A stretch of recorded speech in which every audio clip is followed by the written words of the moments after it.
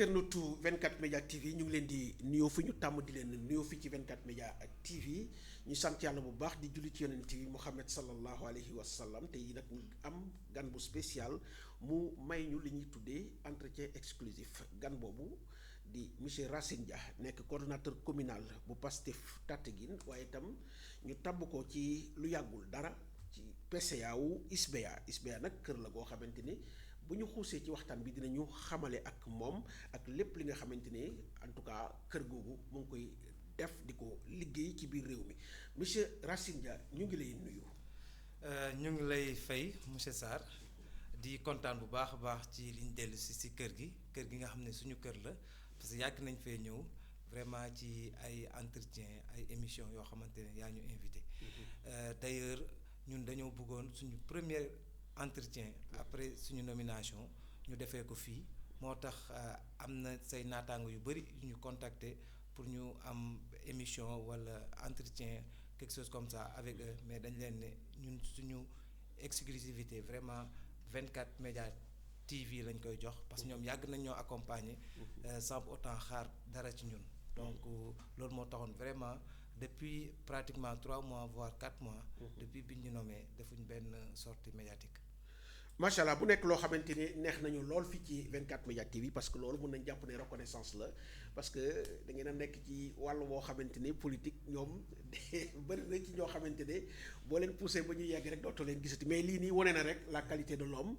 parce que nit ki am foo xamante ne am na fu mu la féete nga dem ba jëmmi jamono nga xalaat ko loolu wax dëgg yàlla lu ñuy rafetlu la monsieur Racine Dia alors dañ lay bàyyi nga nuyu waa Tataguine ndax xam naa ne ñoom itam faw nga beral leen nuyoo quoi. effectivement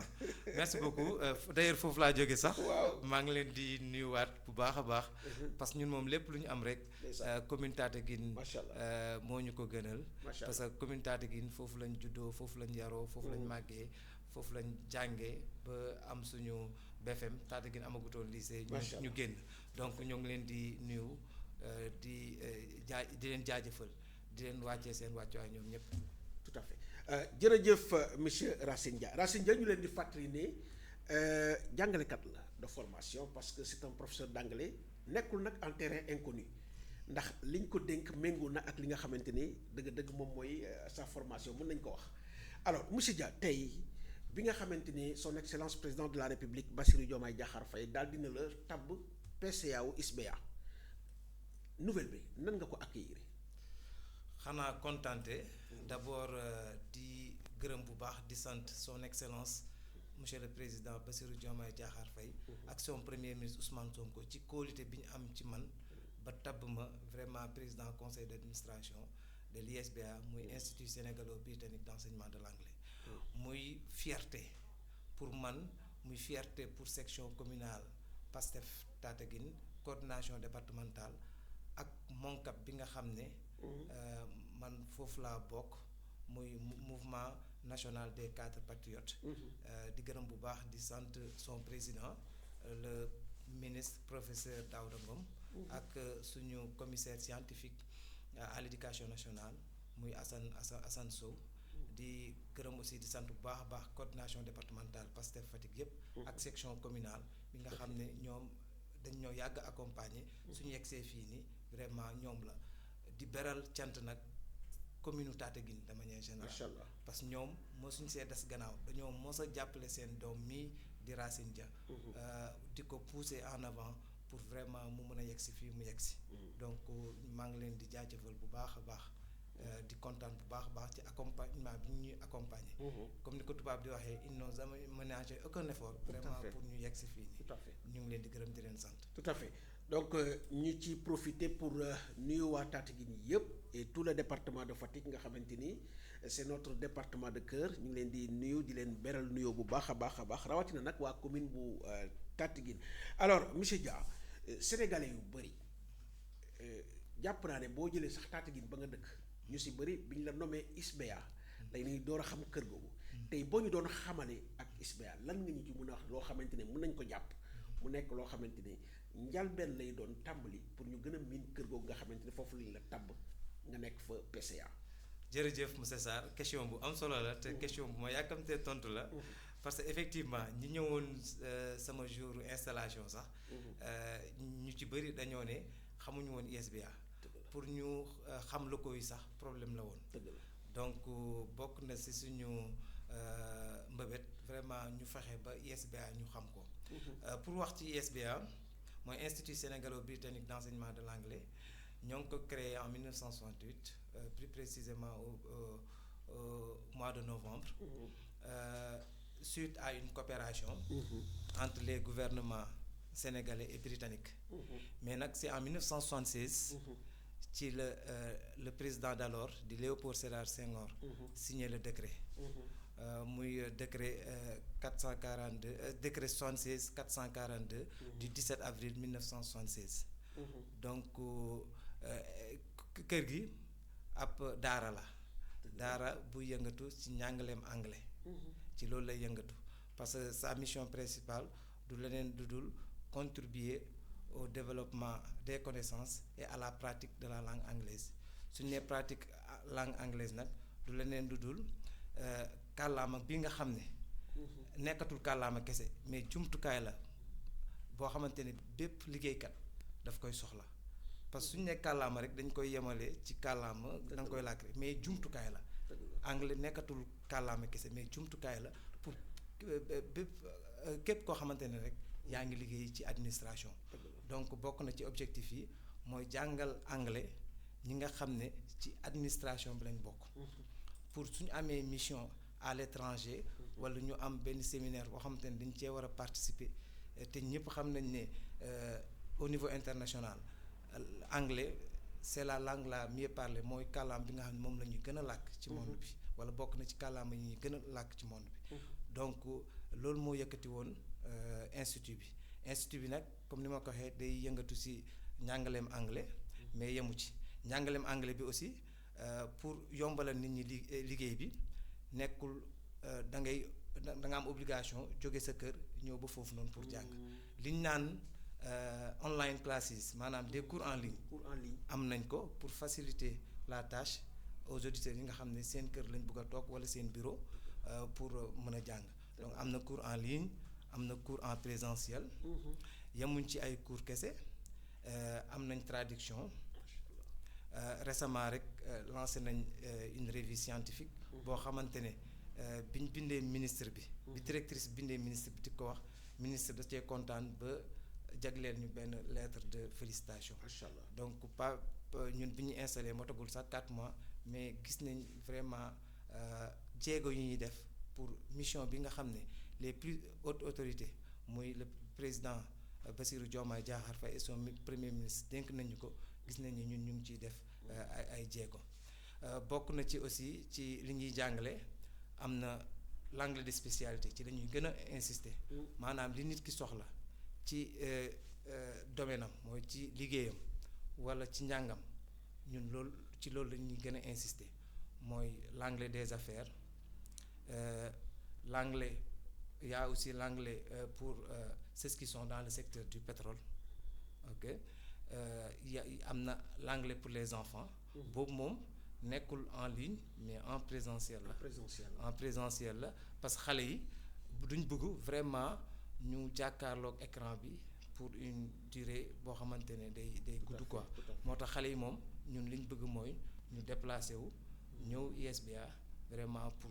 jàng anglais foofu noonu loolu yëpp bokk na vraiment ci li ñuy def bokk na ci si li ñuy def parce que ñun li ñu gën a soxlaa mooy ñu renforcer capacité des cadres de l'administration sénégalaise moo tax duñ toog suñu bureau yi rek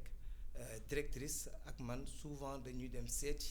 les structures muy direction générale muy ministère muy agence vraiment pour waxtaan ak ñoom defal leen ay offres pour ñu mën a signer ak ñoom des conventions de partenariat bay say weewu tànk ñu njëkk a signer convention de partenariat ANAQ-Sup la ANAQ-Sup waaw ñun ñoo bokk ministère de tutelle mooy tutelle technique bi ñoom pas plus tard que 2 semaines dem nañ foofu noonu signer ak ñoom une convention de partenariat à part ñoom aussi seeti nañ l'agence nationale pour la promotion et l'emploi des jeunes muy ANPEJ bi nga xam ne suñu sœur Sina Gaye moom moo ko jiite vraiment dem nañ la directrice en tant que organe exécutif parce que loolu aussi baax na ñu leeral ko man je suis à la tête de l'organe délibérant nous délibérons ñun dañuy délibérer après organe justement Racine bëgguma la dagg mais da nga laal point bi nga xamante ni ci laa doon ñëw mooy d'habitude PCA yi Sénégalais yi li ñu xam mooy c'est des hommes de l'ombre kenn du leen dégg xamuñu sax exactement lan mooy seen liggéey donc loolu généralement en tout cas c'est la chose la mieux partagée tey boo laajoon Sénégalais yi loolu la ñuy wax non PCA moom luy liggéeyam ak moom lan mooy njëriñam alors ñu bëggoon à travers véritablement sa nomination bi nga xamante ni moom mooy PCA ISBEA nga gën a xamale Sénégalais yi en réalité lan mooy liggéeyu PCA rawatina nag bu ISBEA. ok jërëjëf question bi dafa ci kontaan bu baax a baax parce que comme ni nga ko waxee ñu bëri dañoo foog ne PCA moom. signature la quoi. alors que vraiment structure bu am solo la. organe bu am solo la ci bépp structure boo dem. parce que comme ni ma ko waxee sànq c'est l'organe délibérant. Il délibère sur toutes les questions qui concernent la vie de l'institut. muy le budget le compte administratif. mais yemuñ foofu noonu ñun lañ jox. Prérogative ñu saytu lépp loo xamante ne moo ngi ñoo ngi koy def ci kër gi macha allah en amont comme en aval ci yeneen kuréel yi sax ñu ngi leen di woowee conseil de surveillance. le terme a son effectivement PCS au lieu de PCA. tout à fait PCS ci yeneen structures yi aussi ñu ngi leen di woowee PCO président de conseil d'orientation. Donc nous avons un rôle stratégique. Tout à fait. Dëgg la. Donc dans l'exécution duñ ci feeñ c'est la prérogative du directeur ou de la directrice moom mooy exécuter. mais avant ñi ciy profiter nuyu sax sa directrice. merci beaucoup muy Marème Sarr bi nga xam ne professeur d'anglais la de formation muy jigéen bu xarañ sa doom baay la muy jigéen bu xarañ parce que c'est la mun naa ne c'était très rare nga gis à la tête de l'ISBA ñu nommé fa ñaari professeur d'anglais c'était très rare mais cette fois-ci moom loolu lañ def c'est la première fois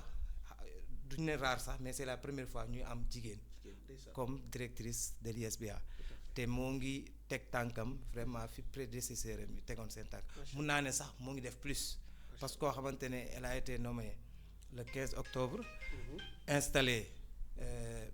au début du mois de novembre 3 mois après wala 4 mois le ministre de l'enseignement supérieur de la recherche et de l'innovation jagleel ko ab lettre de félicitation kooku moom vraiment jàmbaar la te ñu ngi koy accompagner vraiment ci liggéeyam pour vraiment mu nekk réussite parce que ñun autorités yi dañoo am suñu yaakaar te yaakaar boobu noonu dafa fort parce que bi suñu naataango professeur anglais yi gisee décret bi rek ñun ñaar ñu boole ñu ci même kii bi jour nomination muy mercredi dañoo ne alhamdulilah nous avons 2 personnes yi nga xam ne xam nañ li ñu leen jox tout à fait parce que njàngaleem anglais la xamoon loolu qualité la kii la responsabilité la boo xamante ne vraiment ñun dañ koy jéem a matal ba mat sëkk nga xam ne ñu wóolu ba dénk ñu lii suñ demee ba di leen rendre compte vraiment dinañ am satisfaction si ñun léegi su ñëwaatee ci rôle bi rek li tax gars yi yaakaar ne amul solo man bi ma ñëwee ISBA je suis le premier PCA à disposer d'un bureau au niveau de l'ISBA. Bon, les prédécesseurs ils n'ont jamais eu de bureau. dañ doon ñëw 2 fois dans l'année tenir seen réunion de conseil d'administration après dem alors que yow institut bi nga war a saytu da ngaa war a xam lan moo fay xew te su fekkee ne yow ñaari jour nga fay ñëw par an yow doo xam li fa xew moo tax man bi ma ñëwee je suis un PCA résident am naa fa bureau vraiment di fa xëy di xam exactement lan moo fa xew bi ma ñëwee aussi gis naa lu bari loo xamante ne da doon xew foofu noonu mais c'est recommandé parce que conseil d'administration mooy ñi nga xam ne dañoo war a saytu li xew kon ñooñu noonu dañoo war a nekk ñoo xamante ne ils sont extérieurs à l'institut. léegi loolu sax décret bi ma wax sànq mooy décret 76/442 du 17 avril 1976 moom moo ko tënk. dafa ne ñii ñoo war a siéger ci conseil d'administration bi mais bi ma ñëwee gis naa ne ñu bëri ñu waroon a siéger gis nañoo siéger wala mosuñoo siéger sax ci assemblée na ci conseil d'administration bi bokk na ci la primature bokk na ci l'Assemblée nationale bokk na ci le ministère de l'éducation nationale pratiquement. ñooñu ñëpp dañu fay am ay représentants. ñooñu ñëpp dañu fa war a am ay représentants. te man bi ma ñëwee. parce que bi ma ñëwee j'ai demandé à l'assistante de direction de la direction de l'ISBA de me donner les PV de réunion des 3 dernières années bi ma ko joxee une manière de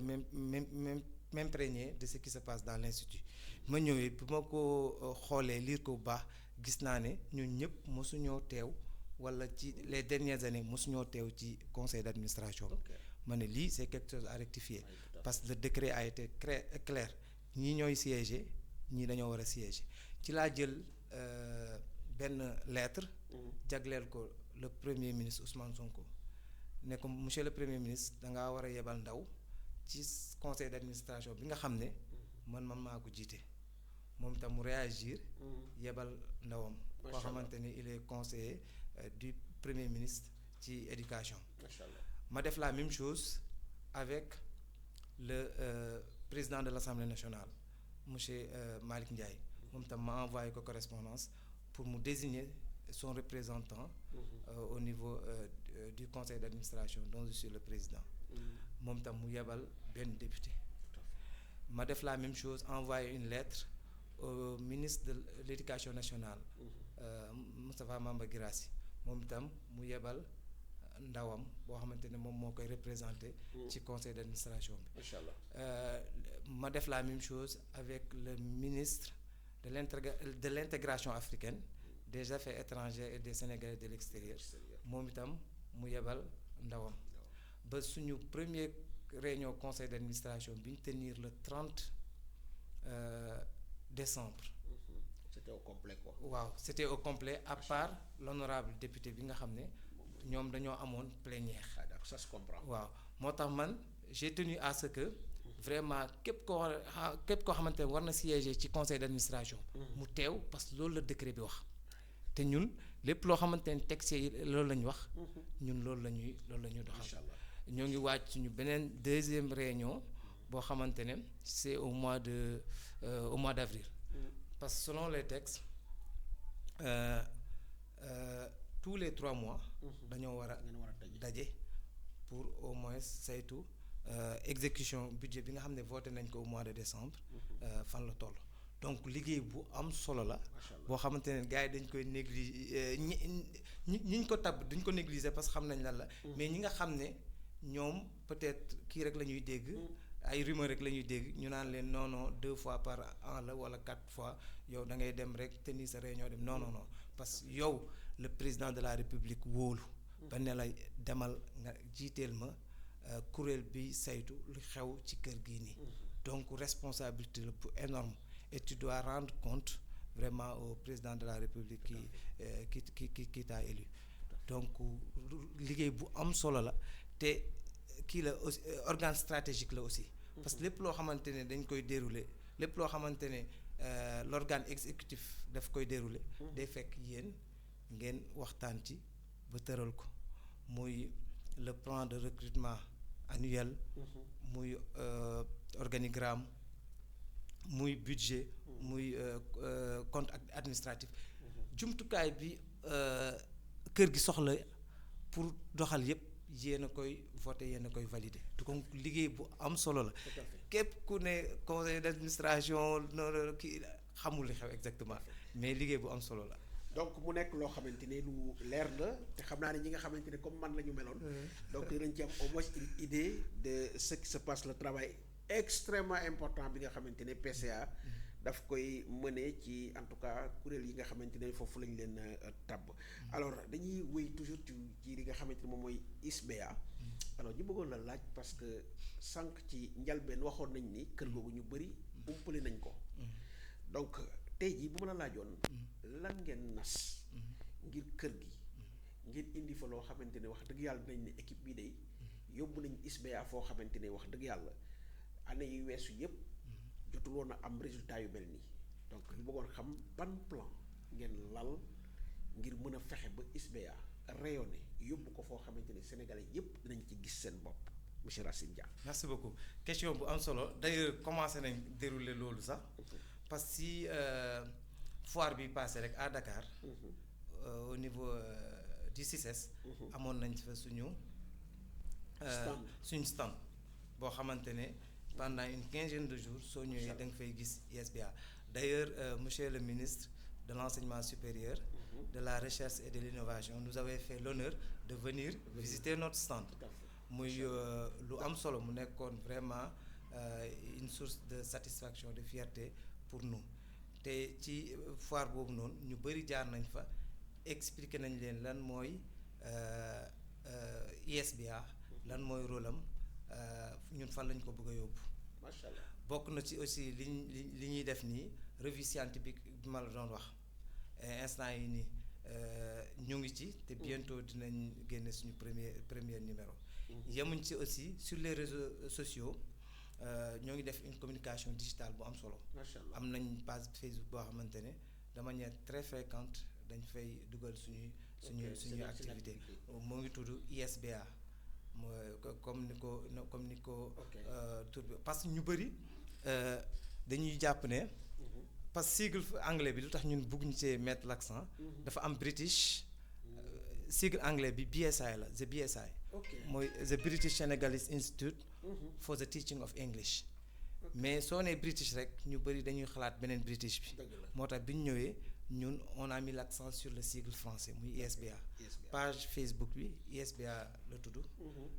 ñoo ngi ci aussi yeneen plateforme yi yeneen réseaux sociaux yëpp soo demee di nga gis ne ñun ñoo ngi fay publier les activités yu ñuy mener de manière régulière bokk na si aussi li ñuy def mooy cibler benn structure waxtaan ak moom mu jox ñu rendez-vous ñu seeti ko comme li ñu def ak la directrice de l'ANPEJ moom dañ ko seeti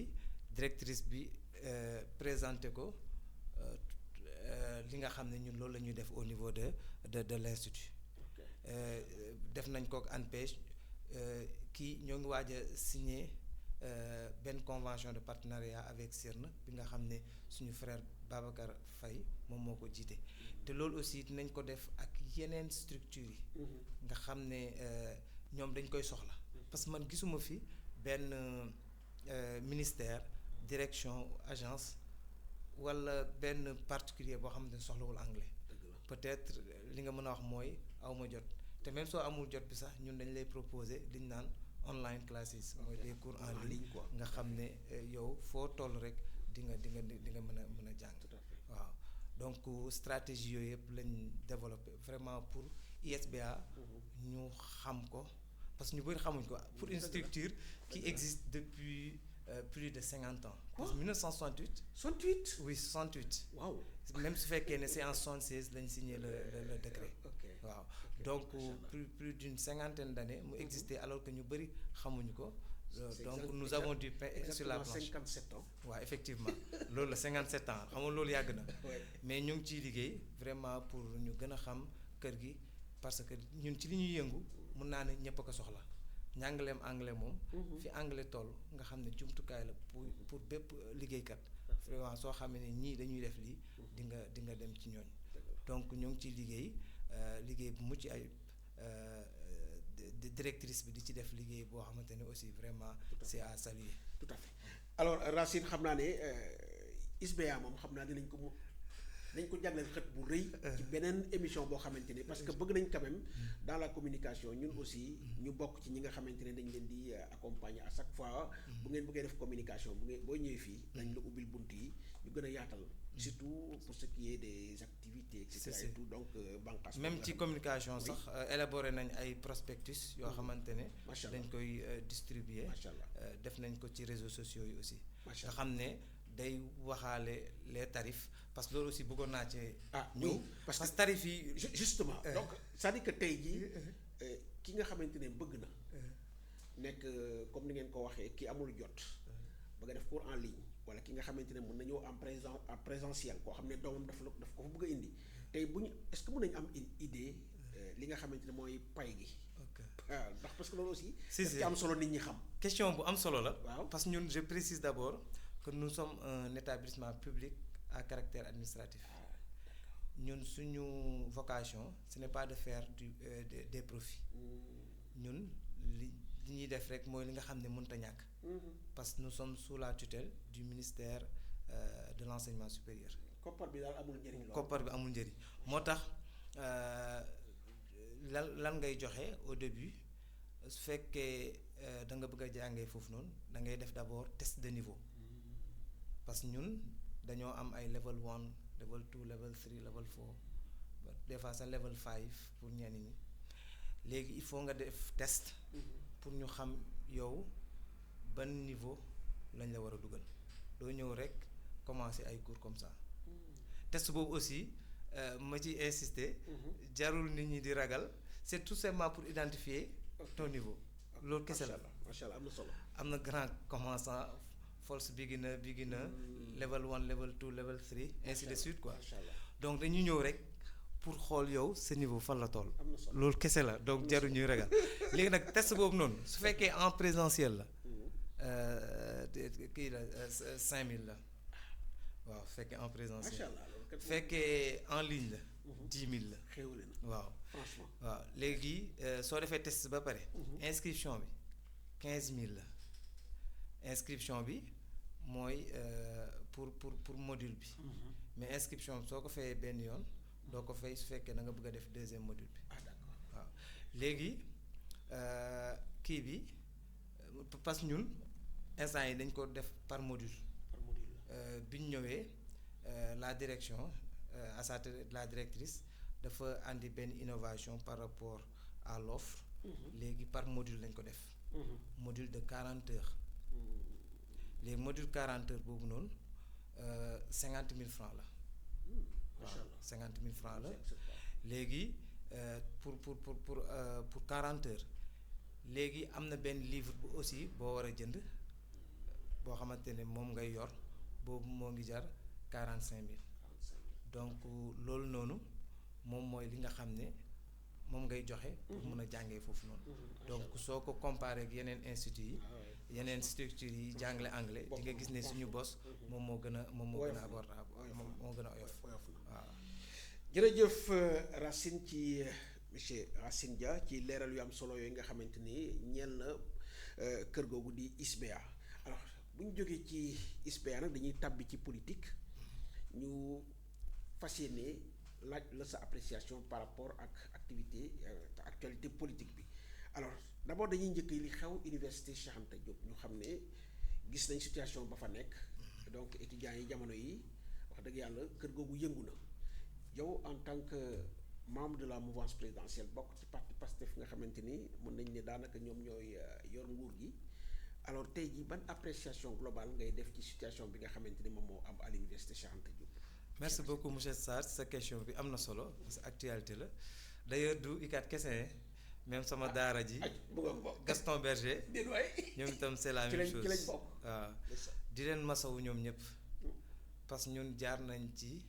xam nañ lan mooy université statut étudiant xam nañ lu muy saf métti na trop nga jógee ci say waajur say mbokk nga parcourir ay kilomètres pour sàkku ci xam-xam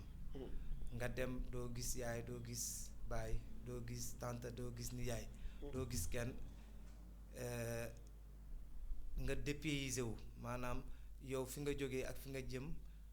fi nga dem du benn mais malgré tout da ngay jéem a muñ parce que xam nga ne dangaa sàkku ci xam-xam vraiment ñu ngi leen ci masaw bu baax a baax di leen wax ne les nouvelles autorités ñoom vraiment ñu fonk étudiants yi lañ parce que pas plus tard que tey rek le premier ministre wax na ci. nee na étudiants yi nañ xam ne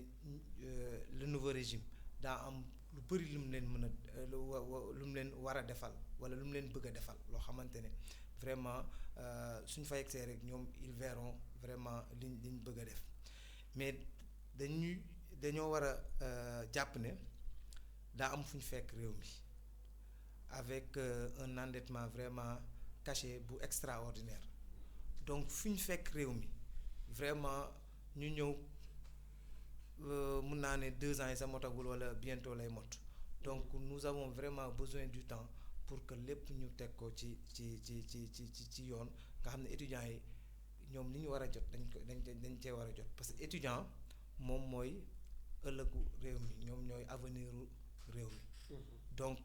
nañ ñu muñal fii ak diir rek li nga xam ne ci lañ nekk nii muy période bu métti bañ dépassé ko parce que comme ni nga ko xamee FMI dugalatu fi dara bi ñu toogee ba tey banque mondiale donc muy situation bu difficile te malgré tout ñoo ngi fay bourse yi de en fait bu ñu def amalgame aussi bourse yi ñoo ngi koy fay parce que pas plus tard qu'avant-hier rek gis naa pas plus tard qu'avant-hier rek gis naa le directeur des bourses la direction des bourses publier ne paiement des bourses day démarrer donc le problème c'est au niveau des rappels loolu aussi baax na ñu insister ci bu baax a baax parce que rappels yi aussi dañoo ne nous allons vers une réforme boo xamante ne rappel dootul amati parce que la bourse l'obtention de la bourse sera assujettie à l'inscription maanaam jour bi ngay inscrire jour boobu noonu ngay commencer percevoir sa bourse nga xam ne rappel dootul amati mais nag loolu ça ne sera pas appliqué aux étudiants de la première année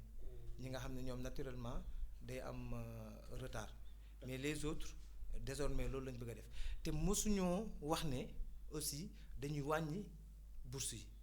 donc y a une désinformation boo xamante ne maa ngi koy dégg ci yenn plateau yi ak ñenn ñu koy waxuñ benn yoon ne dañuy wàññi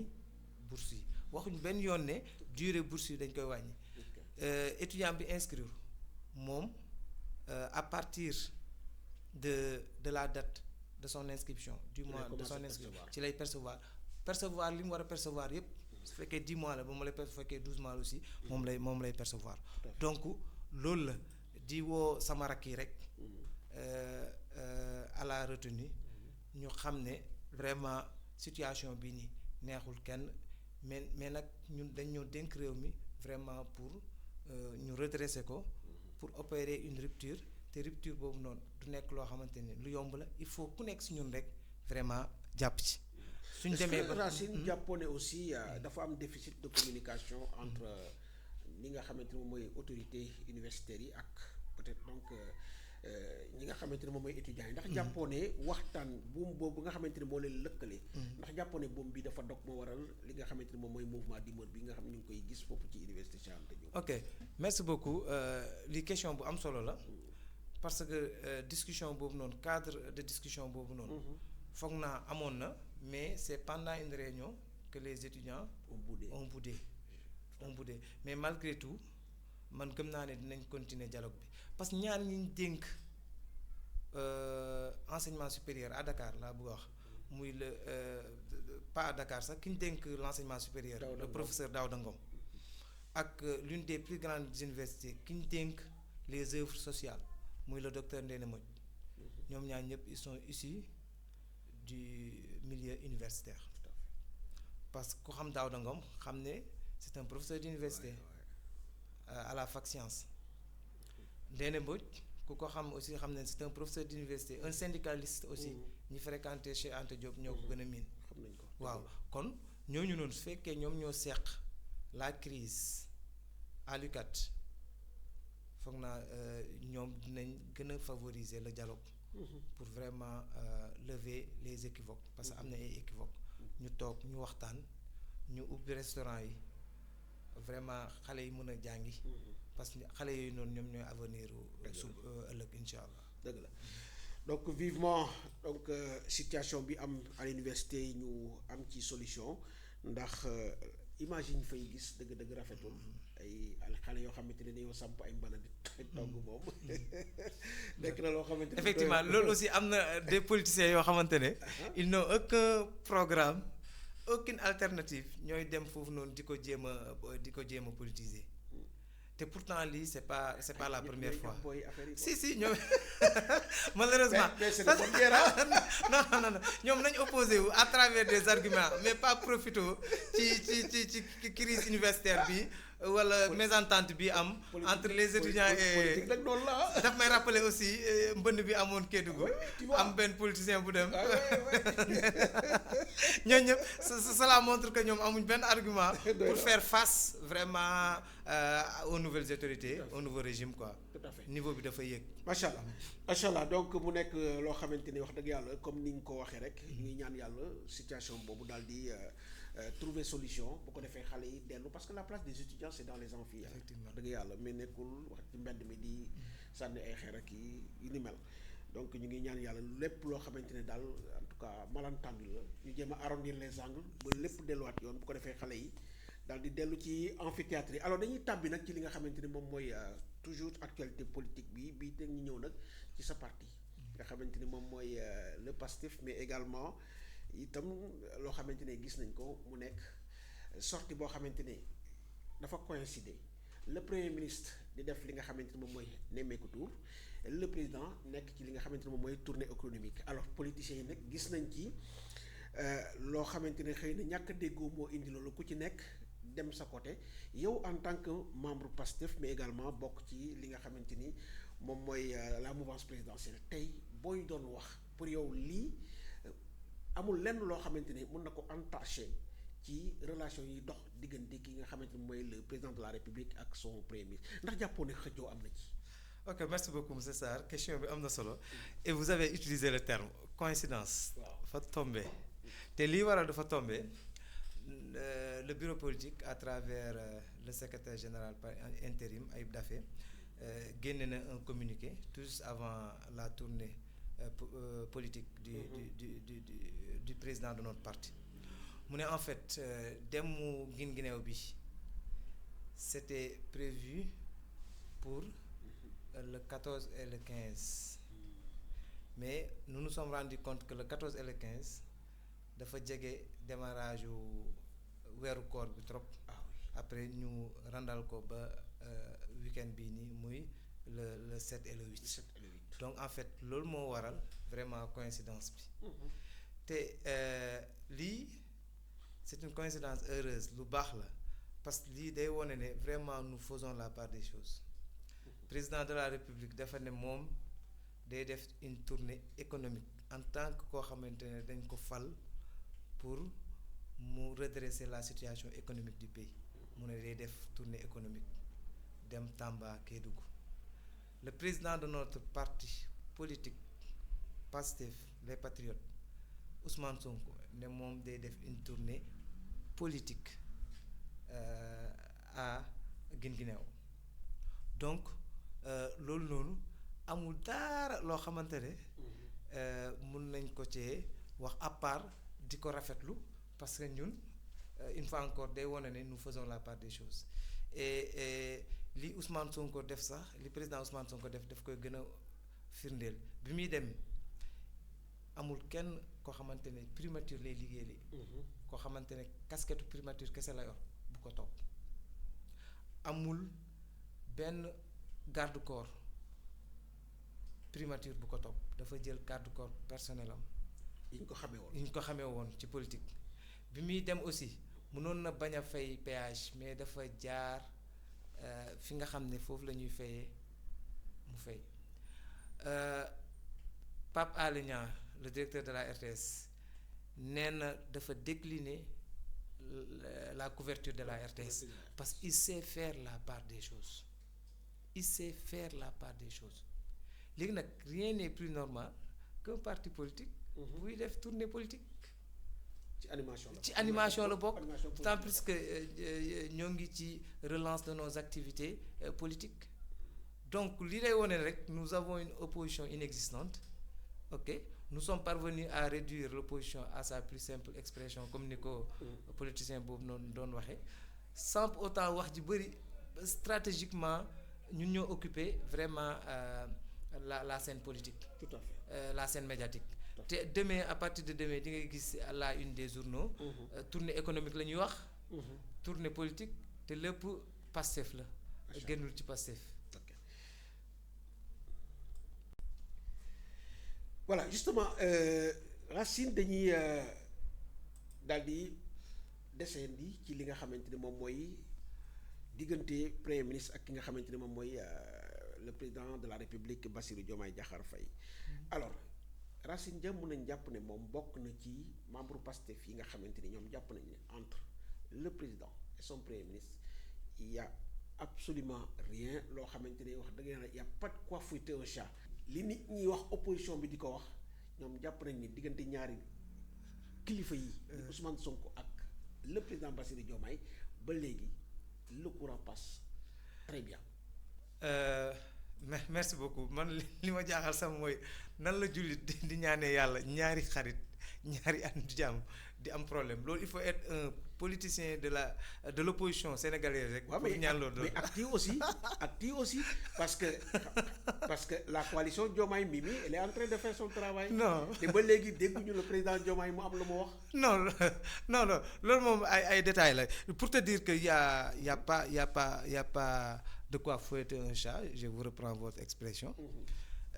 Sommet Addis Abeba bii di ñëw kan mooy représenter le Sénégal. le premier ministre Ousmane Sonko. kan moo ko désigné. le président Diomaye. waaw la CAN la finale de la CAN le premier ministre Ousmane Sonko fan la ko seetaatee. à la présidence. waaw gis nañ image yëpp gis nañ vidéo vraiment kii effectivement kon ñaari xam nañ waaye ñetti xamuñu président Ousmane Sonko nee na il déjeune avec le président Diomaye il dîne avec le président Diomaye ñoom fi ñuy toog di nas kenn fekkewu ko kenn xamul lu ñu fay nas ñun liñ gëm mooy il y a pas de problème entre eux et que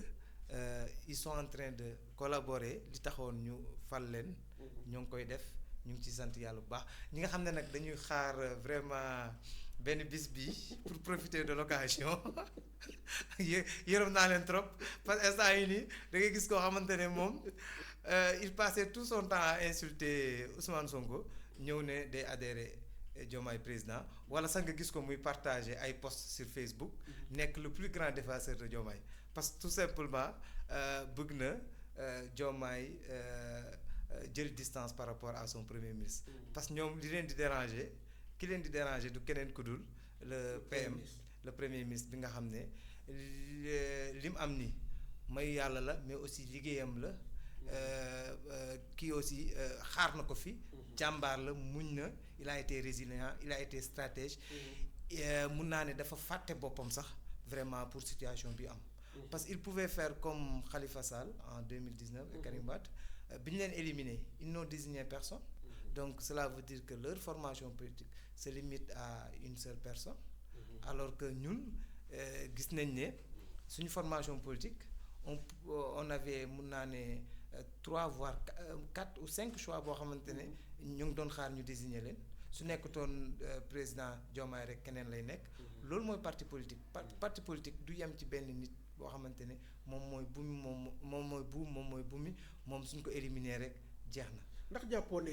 Racine il est temps aussi que président Diomaye siffle la fin de la récréation parce que ñu ngi gis ay ñoo xamante ne ñu ngi bokk ci la coalition Diomaye président di am ay attaques yu doy waar jëmale ko ci ki nga xamante ne moom mooy njiitu jëwriñ yi di Ousmane Sonko. ndax yow en tant que membre Pastef tey jii bu ñu la laajoon ndax jàppoo ne jot na quand même ñu mel noonu ñu daal di leen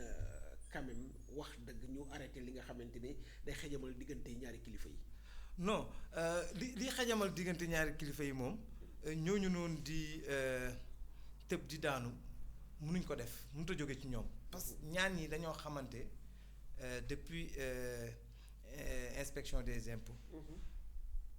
ku nekk am cofeel ci moroomam le président Bassirou Diomaye Diakhar Faye jël doomam sax tuddee ko Ousmane Sonko récemment mu jël doomam bu jigéen tuddee ko yaayu Ousmane Sonko. macha allah kon ñoom ñaar seen diggante bu yàgg la léegi nag li nga xam ne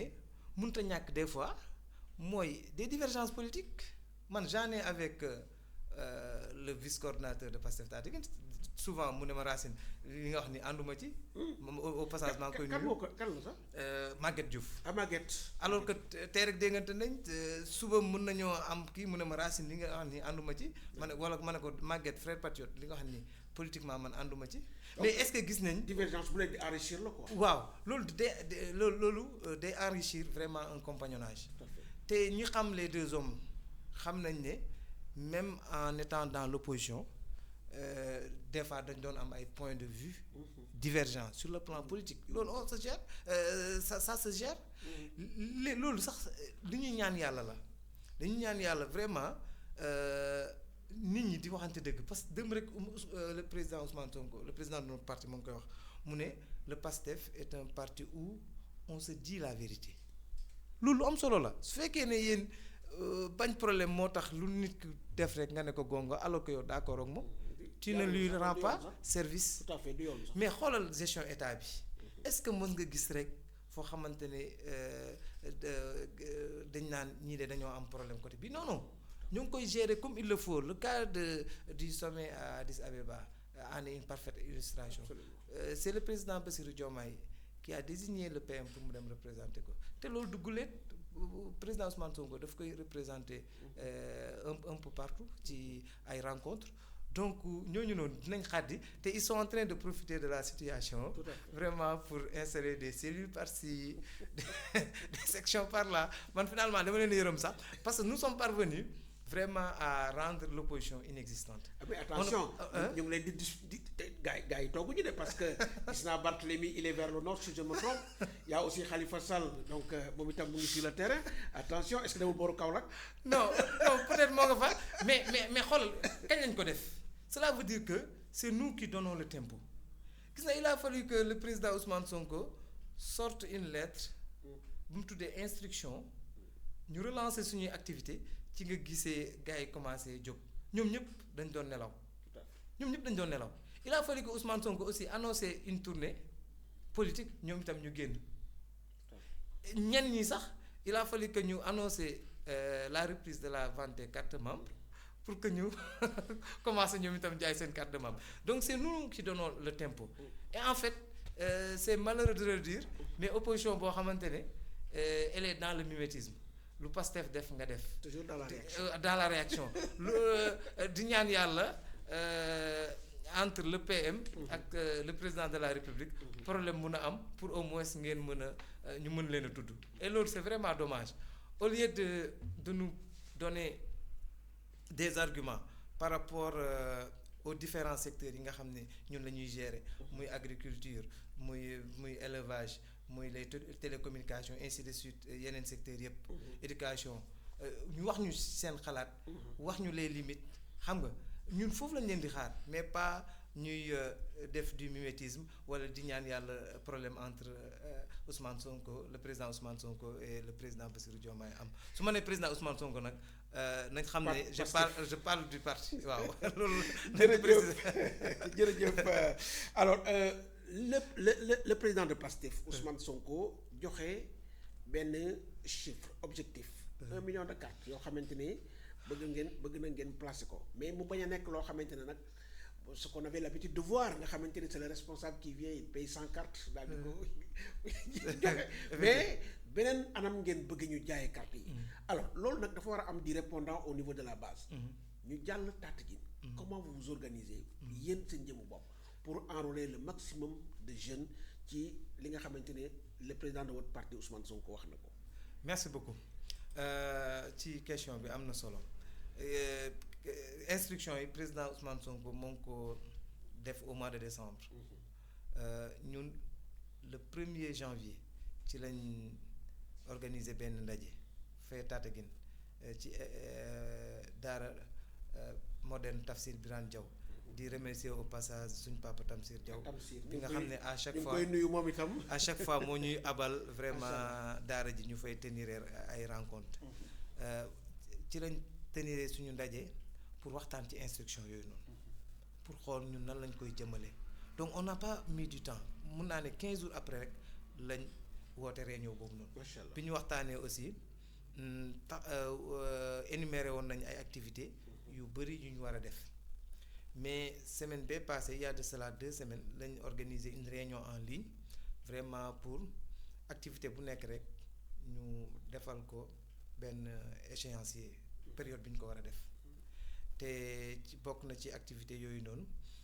peut-être dans une semaine au maximum dinañ amal benn formation en saponification. waaw bi nga xam ne c'est l'honorable député waaw c'est l'honorable député Cheikh Faye moo ko financé. ñu ngi koy nuyu. waaw Cheikh dama ko gëj a gis honorable mu ngi si jàmm. nuyul ma ko bu baax. mu ngi si jàmm. parce que temps yële rek ba ñoo ngi woon ci benn formation boo xamante ne c'est le doyen Mbaye Sène moo ko financé woon. en saponification. PCA bu Somisen. bu Somisen waaw. donc ci dynamique boobu lañ nekk dinañ organiser aussi benn ndogu boo xamante ne waa JPS à travers la JPS ñoom ñoo koy def ci mois de Ramadan bi suñ paree aussi ñoo ngi planifier def don de sang après le mois de Ramadan donc loolu yëpp c'est parce que le président Ousmane Sonko nous a demandé vraiment de lancer les activités moo tax ñu nekk ci donc ci loolu lañ nekk te bientôt suñ lancé la vente des cartes rek mun naa mu nekk tey parce que tey am nañ benn ndaje bu mag à Dakar. au CICES suñ ko lancé rek ñun taxawal nañ mécanisme boo xamante ne su ñëwee rek nañ ko commencé kii ventiler comme ni nga ko waxee nag daa am ay réformes yoo xamante ne. réformes yu am solo la réformes yi la carte elle est numérique. elle est numérisée maintenant te day am données personnelles du militant bokk na ci li yéexal mbir mi sax mooy il fallait qu'on ait l'aval des autorités parce que nous faisons la part des choses l'aval des autorités étatiques vraiment pour mun a utiliser ces données personnelles loolu bokk na ci li tax ñu yéexal kii bi yéex ba tey parce que yàgg nañoo annoncer la reprise de la vente des cartes donc ci loolu lañ nekk te su yegg see Tataguine aussi on ne sera pas en rate parce que réunion bi ma la wax rek tous les responsables de cellules et répondants dans les villages étaient là-bas te ñoo ngi xaar carte yi tabb si commune bi rek pour ñu mun ko jaay et chaque jour ma jot ay messages ay appels carte yi kañ lay génn. justement dama bëggoon ñu yàkkamte nañ vraiment jot ko. dama bëggoon ñu des ci Tataguine parce que c'est une commune boo xamante ne dafa échapper au contrôle de Pastef parce que le maire qui est là-bas. mën nañ ko considérer comme un maire de l'opposition. ndax yow en tant que coordinateur communal. bu Pastef Tataguine ndax jàpp nga ni dana yomb. quand même ngeen renverser la tendance par rapport ak réalité yi nga xamante ne moom moo nekk sur le terrain à Tataguine. ok mun naa ne le maire moom. le renverser c'est le cadet de nos soucis quoi franchement ce n'est pas pour le sous-estimer. newoon naa sax duma ci wax parce que on ne tire pas sur une ambulance. koo xamante ne kooku moom da nga koy gunge nga xalal ko yoon bi rek mu dem quoi parce que foofu lañ toll. pour dire que en fait notre véritable adversaire en réalité ce n'est pas le maire sortant kii moom il a perdu d'avance. mais nag nous ne dormons pas sous nos lauriers ñoo ngi liggéey vraiment pour victoire bi nekk victoire bu mucc ay victoire boo xamante ne ça sera la première dans le département de Fatick. waaw côté boobu moom rassurez-vous du nekk loo xamante ne lu jafe la lu yomb lay doon. moom sax xam na ko moo tax muy tëb di daanu rek di daanu pas plus tard que démb rek ñoo ngi daje ci benn cérémonie. muy wax ba ne le président Macky Sall moom moo ko yónni ci cérémonie boobu noonu pour mu joxeel ko fa enveloppe après j'ai ri sous cap quoi ma ne yow président Macky Sall wala Macky Sall yónniwu la ba mu wàcc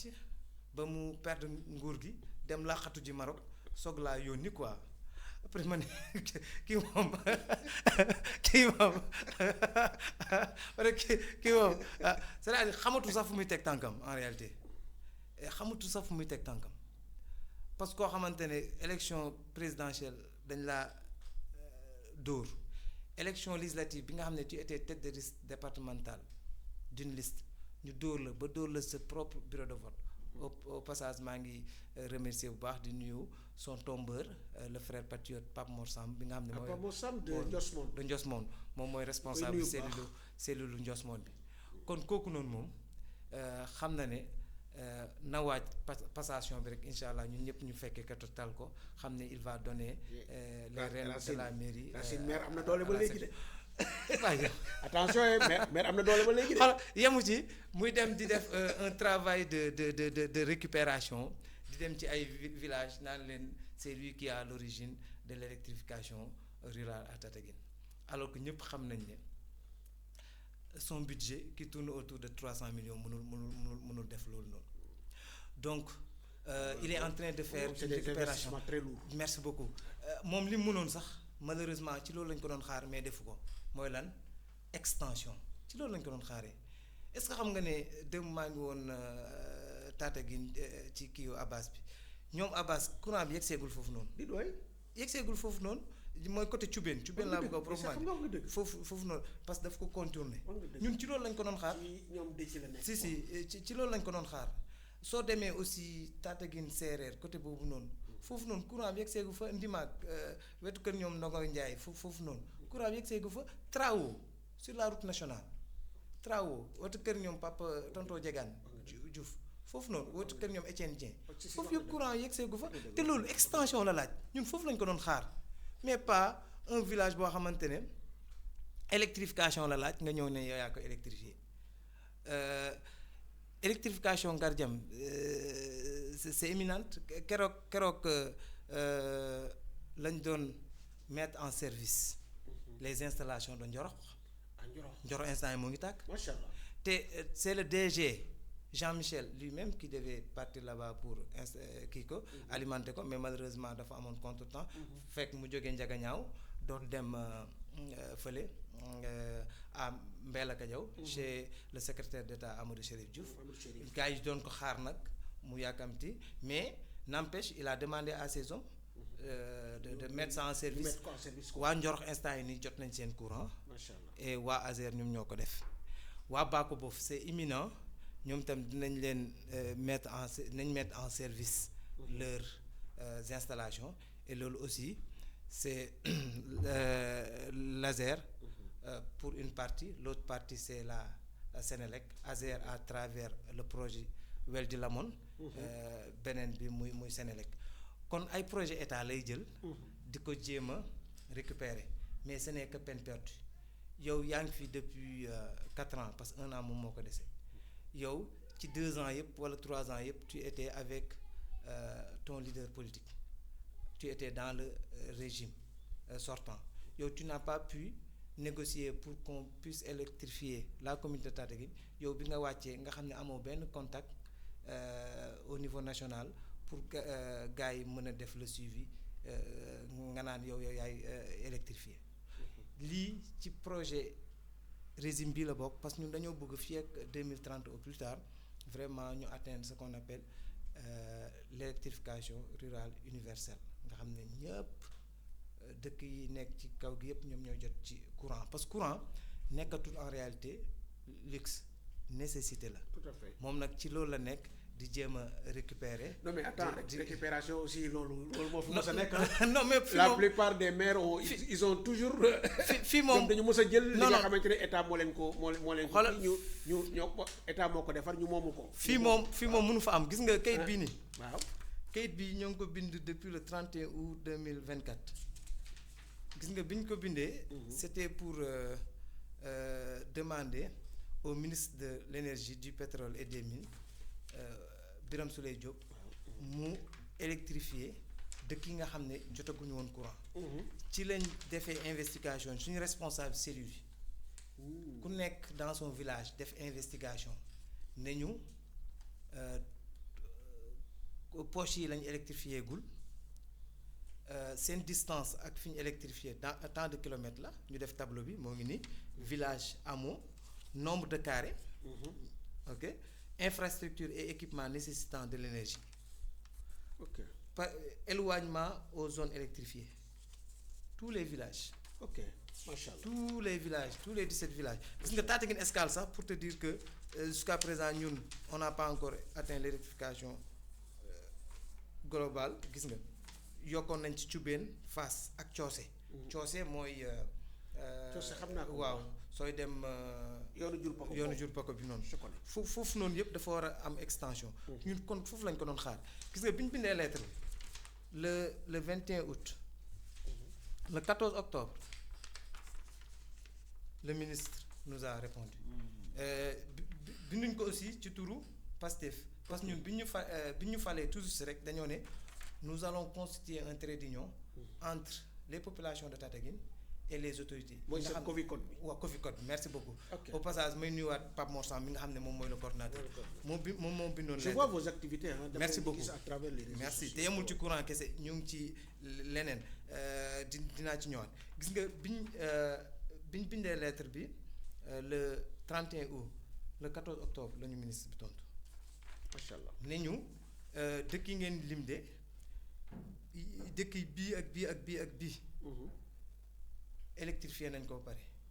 bii nii ak bii ak bii ak bii ñu ngi ci électrification bi mun naa ko lire sax si vous me le permettez. allez-y je vous en prie. mu ne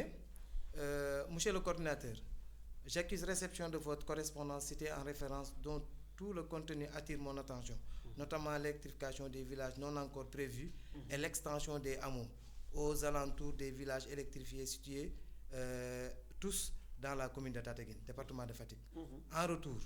je vous informe qu'en dehors des 18 localités notamment Khondiogne Mbédak Ndofane Mbelongout Mbougel Pokat croisement Ndiosmone Poultook Diarga Ngoye Ndofongor Ngoye Pofine Ngardiam Poultook Ndiosmone Tataguine Escale mooy extension Kër Martin Tataguine Seereer Ndiango Thiamène Ngekokh déjà électrifié maanaam yooyu noonu c'est déjà électrifié. tout à fait waaw mu ne déjà électrifié dans la petite commune 13 autres localités précisément Bakobof moo tax sànq ma énuméré Bakobof. Bakobof Mbassis Wanak Pecmaxa Kër Mangari Dox Naxamay Bakamaak Tokambel Loulsob Kër Meew Garage Diourbakop Podom sont aussi prises en compte par Sénélec dans le projet dénommé Weldi Lamone en cours d'exécution. Donc moo tax li ñuy waaj a électrifier temps yëpp ci ay jours wala ay semaines yu néew. vraiment ça c'est ce projet dont je viens d'énumérer. que je viens d'énumérer autant pour moi. moo koy piloté donc du c'est pas la mairie de Tataguine. non ban mairie boo xamante ne son budget tourne autour de 300 millions dafa mën a def loolu ci ay extension lañ ko doon xaar mais pas muy jéem a récupérer les projets de l'État. tout à fait waaw donc am na beneen kii bu ma la bëggoon a laaj ci justement mooy piste bi jógee Yeel dem ba Ngoye Ndofongor. jaar Thiamène jaar Ngoye Seko continuer donc mu nekk une préoccupation des populations riveraines yéen à votre niveau ndax sax ngeen ci ay jéego ngir jàppale leen pour piste boobu ñu gën koo ñoŋalaat nga xamante ni dana mun a quand même éviter bu nawet jotee yenn villages yi nga xamante ne ndox mi def leen di dagg lu ci mel ni diggante Thiamène ak Ngoye Seko. ok merci beaucoup ci question bi am na solo dans le cadre du Coficode. seeti nañ les autorités pour yoon boobu noonu ki ñu seeti woon sax c'est le fonds pour le transport terrestre ok moom bi ñu ko seetijee automatiquement la ñu mettre en rapport avec Ageroute bu Kaolack. ok bi ñu mettre en rapport avec Ageroute bu Kaolack ci lañ ñëwee à Tataguine bi ñu ñëwee ñu ànd ak ñoom ñu won leen la route mais malheureusement peut-être loolu erreur la dinañ ci jéggalu ñun tronçon Tataguine Escale. Escale Ngoye bi rek lañ ko wax ok. mais vous avez parfaitement raison boobu moo continuer ba. moo dem ba Yel. ba Yel effectivement peut-être on aura l'occasion de corriger biñ ñëwee ñu ànd ak ñoom. ñu ànd ak ñoom dem Thiamène dem ba Ngoye Seko biñ demee Ngoye Seko ñu gis ne la route foofu la yem. soo ko seetloo. foofu la yem effectivement. léegi nag pour ñu continuer ko il faut ñu jaar ci ay tool. te tool dafa sensible. surtout si sama mbokk séeréer yi. loolu moom dëgg la. loolu ay waxtaan la ay waxtaan dëgg la léegi nag ñu ne ñu le temps que ñu fi ñëwaat. dem leen ngeen waxtaan ak chef de village ak tous les habitants. pour au moins ñoom ñu céder le passage pour ñu continuer liggéey bi entre temps ñun dinañ continuer plaidoyer bi auprès des populations et dinañ rendre compte de la mission bi nga xam ne moo ñu fi andi. nekkutoon mission boobu kese moo leen andi woon parce que daa am ñu bëri ñu contacté woon ne ñu am na insécurité routière bu am entre Ndiosmone ba Ngoye parce que les villages comme Ngoye Mbugeel mooy Mbugeel Escale mooy bi ci kaw télé bi noonu Mbugeel garage noonu waaw foofu noonu oto yi niñ fay dawee dafa foo moom doo daan waaw dafa ëpp waaw léegi ñëw foofu noonu pour étudier le terrain pour defal leen ralentisseur te avant ñuy ñëw Ngoye Mbugeel sax Ngoye fee lañ commencé woon Ngoye Ndofongor parce que foofu am na ay ralentisseur certes mais doyul ñu ñëw def la même chose à Mbelongout donc loolu moo andi woon mission Ageroute boobu noonu te ñun tam depuis bi ñu demee ñoo ngi xool kañ la ñuy dem fële Ngoye Mbugeel Ngoye Mbadat Ngoye Seko exactement parce que kii boobu noonu Ngoye Seko la pour waxtaan ak le chef de village pour ñu xool nan la ñuy def ba yoon boobu noonu continuer parce que yoon boobu suñ ko tëlee day relier vraiment mun naa ne 4 villages. Oui, tout à fait. muy Tataguine Escale. Thiamène Ngoye Seko ak Ngoye ak plus nag su demee ba Yel. vraiment kii bokk ci moom dina baax si parce que surtout xur boobu nga xamante ne c'est effectivement casse-tête. waaw kii aussi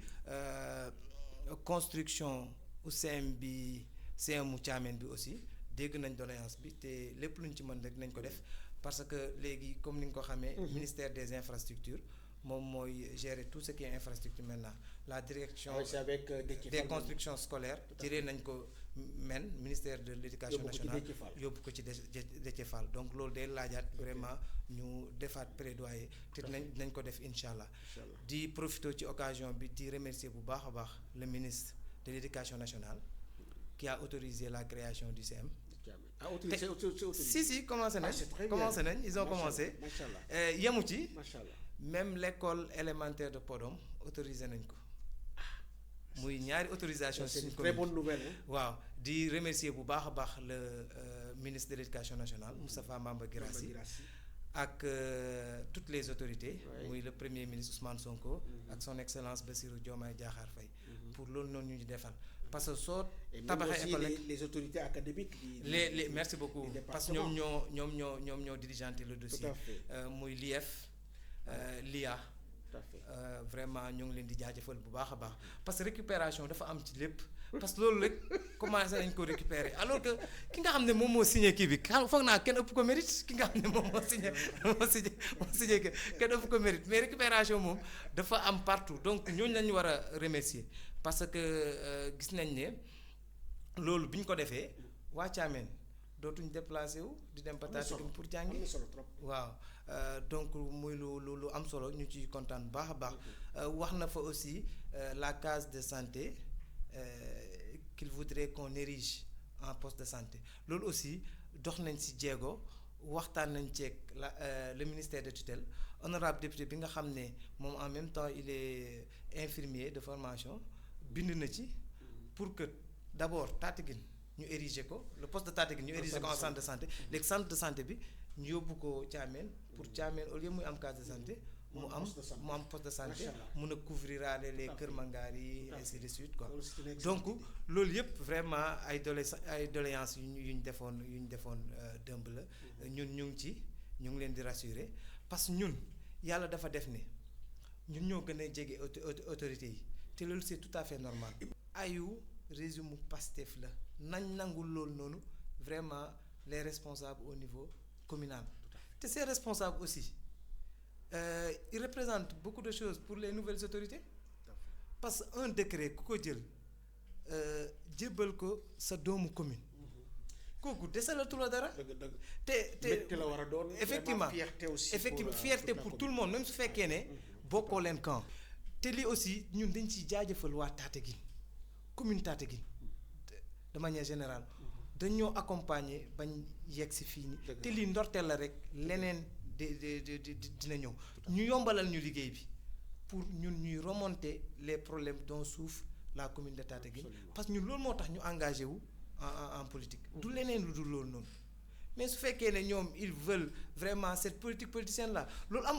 amul ci Pastef de Pastef soo demee même au niveau du sommet dañ la naan wàccal ba si suuf suñu fi bàyyee aussi suñu fi ñëwaatee ñun lañ fiy fekk. écotour bi moom dina premier astafirullah président Pastef dina ñëw ba Tataguine. incha allah dina ñëw département Fatick su ñëwee département Fatick aussi ñun responsable ñun ñooy toog xool defal ko itinéraire quoi incha allah am nañ yaakaar bu baax dina ñëw Tataguine incha allah bëgg nañ ko parce que waa Tataguine namm nañ ko waaw. Racine Dia ñu bàyyi la nga tàgg. jërëjëf monsieur Sarr maa ngi lay gërëm bu baax a baax di la sant ci invitation bi nga ma invité dugguleet yow moom comme ni ma ko waxee sànq rek yow da nga see jàpp ba dara nekkutee dara ba heure bii nii vraiment moo taxoon ñu bëgg laa jagleel exclusivité bii nii di la gërëm di la sant di gërëm aussi di sant bépp internet boo xamante ne moo ngi topp 24 Média TV di kontaan bu baax a baax a baax di ñaanal son excellence Bassirou Diomaye Diakhar Faye et son premier ministre Ousmane Sonko et tous les membres du gouvernement vraiment fi ñu bëgg a yóbbu réew mi yal nañ ko fa yóbbu yal na yàlla oyofal yen bi vraiment fi ñu Sénégalais yi bëgg ñu jëlee Sénégal yóbbu ko foofu noonu yal nañ ko yàlla may fekke tal ak kàttan pour ñu def ko yàlla na ko yàlla def di la gërëm di la sant di sant bu baax a baax waa section communale Pastef Tataguine ñoom ñëpp nag sans exception aucune ñoom ñëpp sans exception aucune vraiment kontaan nañ bu baax a baax waa coordination départementale le Moncap vraiment di gërëm ñëpp di sant ñëpp merci beaucoup ci loolu laa bëggoon tëjee merci jërëjëf monsieur Racine Dia nekk coordinateur communal bu Pastef Tataguine mais itam nekk PCA bu ISBEA mu nekkoon véritablement mbégte bu rëy bi nga xamante ne bette nga ñu ko parce que ki nga xamante ne dafa toog ba ne la du ma wax fenn fudul fi nga xamante ne foofu laa tàmbalee woon loolu honneur la te itam yëg-yëg la ñu ñaan yàlla xel mu rafet moomu ak xol bu laab boobu nga am ba jëfe noonu yàlla na ko sunu borom defal ay xéewal lii nga xamante ni itam moom lañ la tabb di PCA ISBEA yàlla la jig te yeneen nomination vraiment daal di ci tegu parce que sagu Tataguine nga honneur la ñu président Bassirou Diomaye Diakhar Faye defal ainsi que son premier ministre Ousmane Sonko gannaaw bi ñu la tabbee li nga xamante ne moom mooy PCA bu ISBEA 24 Média TV nag am nañ mbégte lool te gërëm nañu la wax dëgg yàlla ci honneur bi nga xamante ni defal nga ñu ko ñu ñaan yàlla itam ñuy gën di continuer collaboration bi ñuy bokk ci ñi nga xamante ni dañuy participer ci sa communication mbokk yi lii moo nekkoon li nga xamante ni moom lañ leen indiloon tey mu nekk un entretien exclusif avec le PCA de ISBEA mais aussi nekk le coordonnateur communal de Pastef Tataguine di monsieur Racine Dia ñu koy gërëm di ko sant bu baax a baax mais itam di leen gërëm bu baax a baax di leen jox dig daje ci beneen émission fii ci 24 Média TV jërë ngeen jëf.